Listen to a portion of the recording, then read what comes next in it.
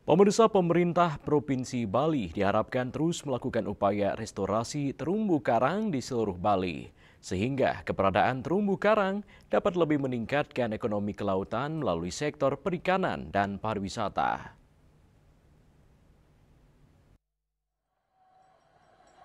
Pulau Bali yang pendapatan masyarakatnya tergantung dari pariwisata tidak terlepas dari keberadaan laut. Ketersediaan biota laut di terumbu karang menjadi sumber pendapatan bagi nelayan dan industri perikanan. Sementara keindahan bawah lautnya menarik wisatawan untuk aktivitas seperti menyelam dan snorkeling yang pada giliran meningkatkan pendapatan masyarakat pesisir. Menurut seorang ahli konservasi Ketut Sarjana Putra, terdapat perbedaan keberadaan terumbu karang wilayah utara dan selatan perairan Bali. Seperti di wilayah utara Desa Bondalam, Kecamatan Tejokulo, didominasi terumbu karang bercabang yang dikenal dengan mesige koral. Sedangkan terumbu karang di bagian selatan, misalnya di Nusa Penida, didominasi brine koral, kalau mesige koral akan tumbuh di wilayah yang klasik seperti sedikit terjadi ombak. Artinya sekali punah, mesige koral akan susah recovery. Hal itu kebalikan dengan brine koral yang mudah recovery. Uniknya di wilayah Bondalam, mesige koral yang mulai tumbuh setelah 40 tahun sempat menghilang ketika warga B pada tahun 1960 hingga 1970-an banyak melakukan pengambilan koral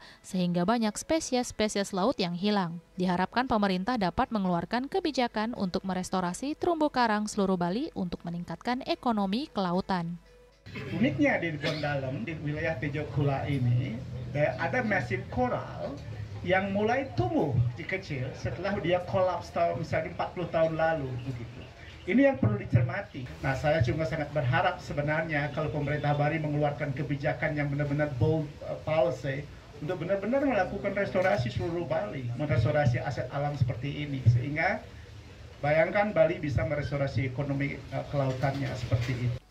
Sementara salah satu upaya masyarakat Bondalam dalam merestorasi terumbu karang dengan menenggelamkan Wisdom Stupa hingga patung Buddha sebagai tempat untuk menanam terumbu karang dan juga berkembang biaknya ikan serta menambah literasi foto terkait pesisir Bondalam. Dan kita secara simbolik mungkin akan menenggelamkan 36 substrat ke dalam laut. Ada stupa, ada wisdom, ada patung Buddha. Ya, itu tempat kita menanam karang, jadi medianya. Ya, media.